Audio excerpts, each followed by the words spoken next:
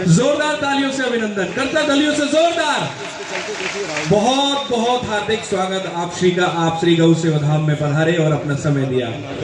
बात का साक्षी है, सब लोग साक्षी है कि कभी भी गौ माता को कहीं भी कोई भी बीमारी है, कोई भी आवश्यकता है, उपचार की आवश्यकता है, तो गौ सेवा धाम हमेशा उसके लिए खड़ा हुआ है। माननीय मुख्यमंत्री जी ने बोला कि स्वागत के लिए सभी जो संत आए उनका स्वागत मैं खुद करूंगा, तो ये उनके मन के भाव है संतों के प्रति, तो जोरदार तालियों से अभिनंदन।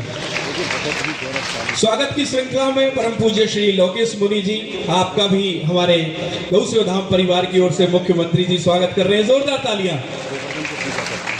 इसी श्रृंखला में परम पूज्य श्री संपूर्णानंद जी महाराज जी, गौ सेवा धाम परिवार आपका स्वागत करता है और माननीय मुख्यमंत्री जी के द्वारा आपको सब प्रेम भेंट, जोरदार तालियों से अभिनंदन। अस्पताल चल रहा है और गोपाष्टमी के अवसर पर गो पूजा का जो कार्यक्रम होता है उसमें आपको चलना है, तो मैंने उस समय दिया, लेकिन मुझे लगा कि संतों की भूमिका अपनी होती है, लेकिन हमारी तो कोई भूमिका ऐसी वहां होगी नहीं। क्या भूमिका होगी? केवल एक श्रद्धापूर्वक नमन करेंगे।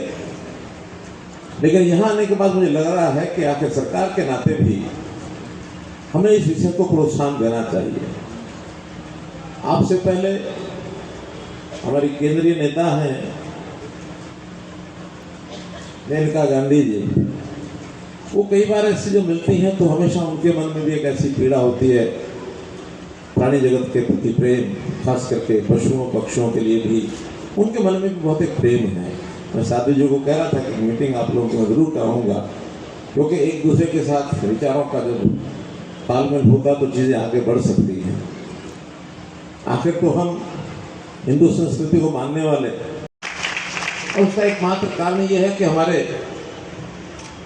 बहुत से ऐसे लोग हैं जो इन बातों को समझते नहीं। अपने गोधन को उपयोग करना और बाद में सड़कों पर छोड़ देना, जो ऐसे लावारिस हो जाए, जिसको कहा जाए कि बेसहारा पशुधन सड़कों पर खूब घूमता है, एक्सीडेंट्स होते हैं और उनकी स्थिति देखी भी नहीं जाती है। हमने विचार किया कि आखिर इस बेसहारा गोधन को गौशालाओं में ले जाकर हम उनकी चिंता करें, उनकी रक्षा सुरक्षा करें। उसके लिए पंचायतों को भी कहा कि आप पंचायती भूमि गोकरान भूमि है, उसको प्रस्ताव पारित करके ऐसी संस्थाओं को दें जो संस्थाएं गौशालाओं को चला सकते हैं। ऐसे जब दोनों तरफ से करार हो जाएगा, फिर सरकार भी उसमें अपना योगदान करेगी। प्रति पशु के नाते से उसको जो आर्थिक सहायता वर्ष की करनी है, या उसका इंफ्रास्ट्रक्चर शेड बनाना है, या उसकी चादरी बनानी है, वो पैसा भी हम देते हैं। तो इस नाते से कुछ प्रस्ताव हमारे हो चुके हैं, जिनको हमने 50 लाख से 1 करोड़ रुपए तक भी दिया है। वो भी एक अपनी ओर से प्रार्थना पत्र दे देंगे। उन दोनों का गो सेवा आयोग और हमारा जो एनिमल हस्बेंड्री उनका एक MOU करा करके और ऐसा देना होगा। 400 करोड़ रुपए में देने के लिए तैयार हैं। आप आगे आइए, हम सहयोग करेंगे। आज के इस अवसर पर मैं बहुत ही गोपाष्टमी के अवसर की बहुत बधाई सबको देता हूँ। और जो इतना बड़ा ये संस्थान आप करा रही हैं, शायद मैं सोच के तो कुछ कमी आया था, लेकिन फिर भी मुझे लग रहा है कि इसमें सहयोग के नाते आपने आपकी ओर से कुछ कहा नहीं गया, फिर भी मैं 21 लाख रुपए का अपना DTO में से एक सहयोग और इस हॉस्पिटल को, इस गौ सेवा धाम के इस प्रकल्प के लिए मैं अपनी ओर से घोषणा करता हूँ।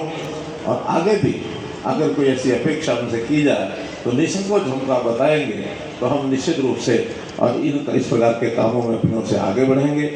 आत्मा मानते हैं तो जीव, चाहे वो मनुष्य का शरीर हो, चाहे वो किसी और प्रकार का जीव हो, सब में आत्मा है, तो सबकी सेवा करना ये हमारा धर्म है, हम करते हैं।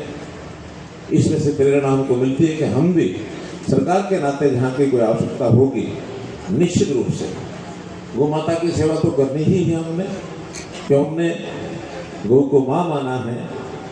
गौ के संरक्षण संवर्धन के लिए हमने कानून भी बनाया है। जहाँ कहीं गौ हत्या होती है उसको रोकने के लिए उसके खिलाफ सजा का भी बहुत कठोर प्रावधान हमने किया है। जो आप देख रहे हैं YouTube channel, Facebook page, Instagram और ट्विटर हैंडल, इसको आप लाइक फॉलो अवश्य करें और कमेंट बॉक्स में जाकर एक प्रतिक्रिया अवश्य दें।